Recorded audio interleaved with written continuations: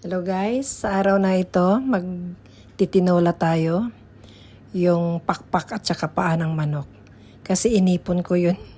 Pag nagluluto ako ng sabaw na buo yung manok ang ilalagay ko, tinatanggal ko yung pakpak niya at saka yung paa. Kasi ma-oily yun. At ngayon iyon ang ating gagawing tinola para may ulam tayo. Ang una, igigisa natin yung luya at saka lasuna or sibuyas. Yung maliliit ba? Yung shallot. Yan kung tawagin nila. Yan. Igisa natin hanggang sa bumango yung amoy. Tapos yung paa ng manok, pinakuluan ko muna siyang maaga para lumambot muna siya. Kasi yung paa ng manok, matagal na palambutin. Yung pakpak madali lang yan. Kaya yan, ilagay na natin yung pakpak ng manok. Gisa-gisa muna natin siya dyan hanggang mag-iba yung kulay bago natin ilagay yung paa na pinapakuluan natin. Yan. Yan, ilagay na natin yung ating paa ng manok na pinakuluan. At yung pinagpakuluan natin dyan sa paa ng manok, ilalagay ko na rin dyan. Yan ang gagawin kong sabaw. Yan, ibubuhos natin dyan.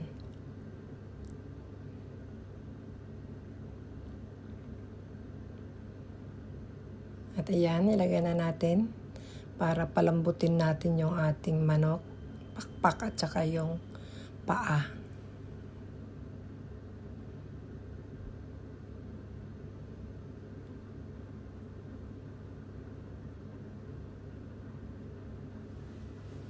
Yan, pakulan natin hanggang maluto. Sandali. Bago natin ilagay yung sayote. Yan. Habang pinapakuluan natin dyan, babalatan natin yung ating sayote. Buti na lang at nakabili ako ng sayote kahapon.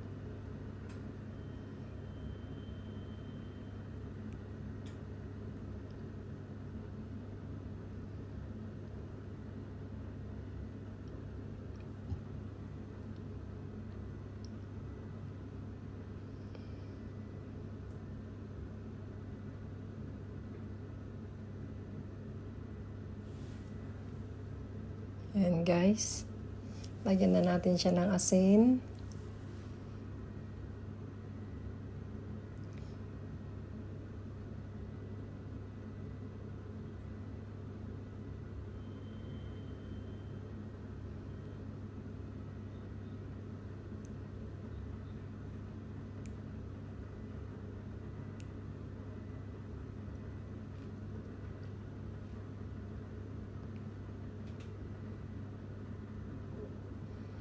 Lagyan din natin yung red chili. Wala tayong wala tayong green chili.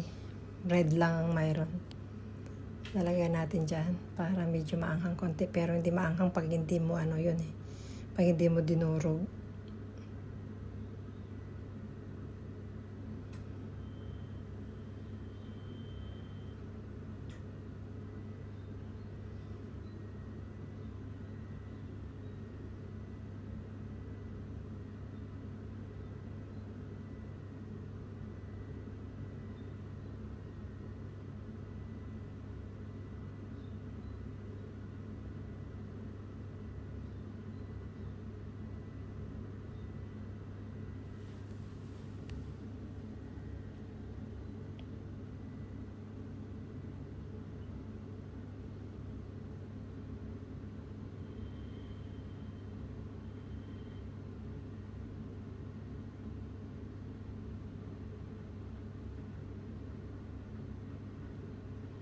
Yan, pakulan muna natin siya ng matagal-tagal.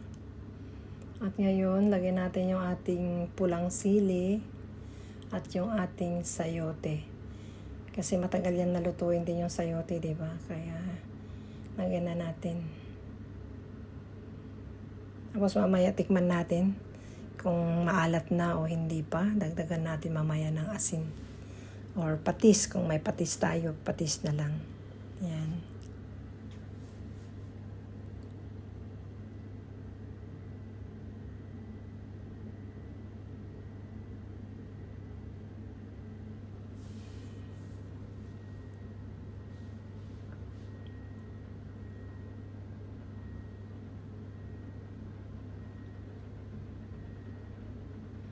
Ayan, natikman natin kung okay na yung alat niya.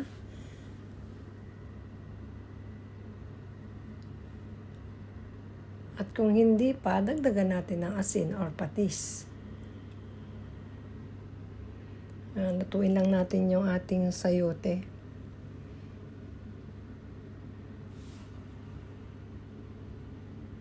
Yan. Dahil matabang pa, dinagdagan ko ng asin.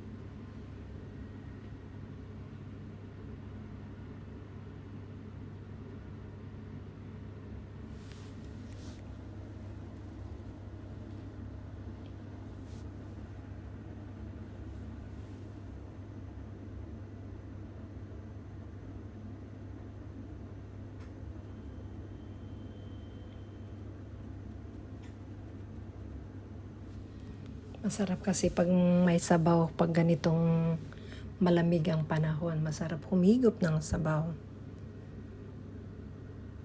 Doon na araw-araw naman, nagluluto tayo ng sabaw, pero iba yung sabaw ng Pilipino, di ba? Nakakamiss. Nakakamiss yung ganito, yung tinola, sinigang, yan. Ano pa ba? Pinapaitan.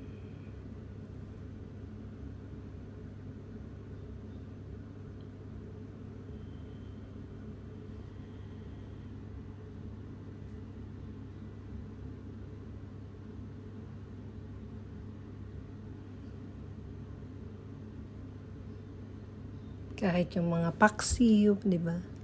Kaya lang kasi dito, ayaw nila yung amoy ng suka. Kaya hindi ako nakakapagpaksiw. Nakakapagpaksiw lang ako kapag wala sila sa bahay. Ayaw nila yung amoy ng suka. Itong ganito, okay lang. Yung mga tinola, ganyan. Pero yung mga daing na ipiprito mo, yan. Okay, magprito ka ng isda. Ayaw nila yung mga amoy.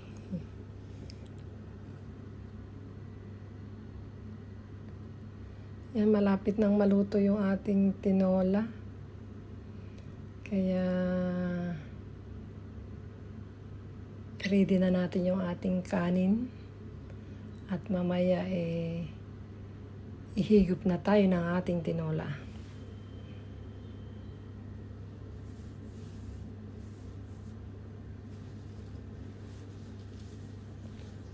At yung mga amo naman, iba naman ang pagkain nila. Yung alaga ko, noodles ang pagkain. Yung dalaga, umalis na lang na hindi kumain.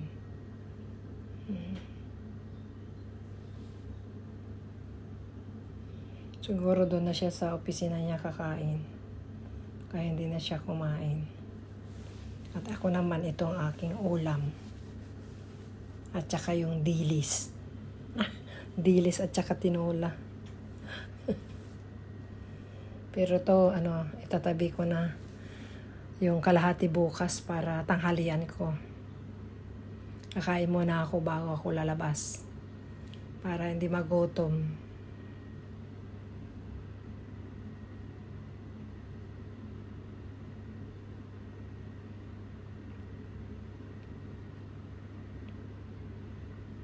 Kasi Sunday na pala bukas. Akala ko, pa lang.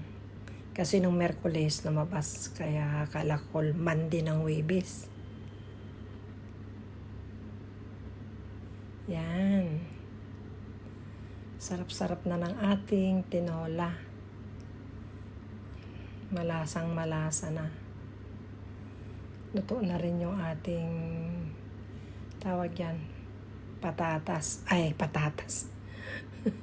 Sayote pala. Ayan guys, luto na ang ating tinola. Thank you for watching. Please like and subscribe.